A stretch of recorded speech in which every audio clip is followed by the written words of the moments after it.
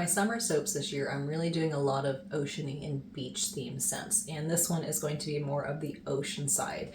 So don't think like tropical pina colada type thing. This is more of an ocean spray and sea salts and just really fresh ocean air type scent. So I'm going for an abalone seashell look, and for the bottom of the mold, which this will actually become the top of the soap, I have these really pretty shell impression mats that I went ahead and painted with some micas, and not all of this color will transfer on, but some of it will, and it'll give a really nice pretty shimmery effect on there.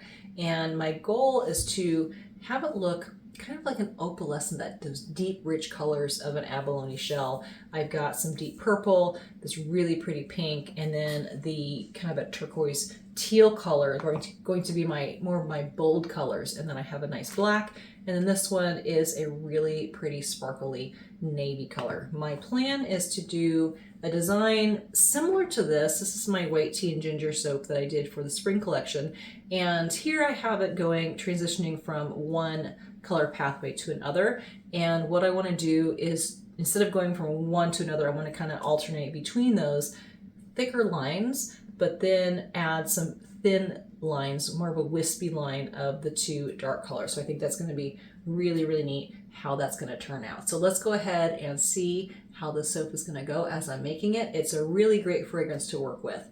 The fragrance is one of my favorites. It's a fresh ocean scent with notes of daylily, sea spray, watery florals, and musk. I know you're really going to love it.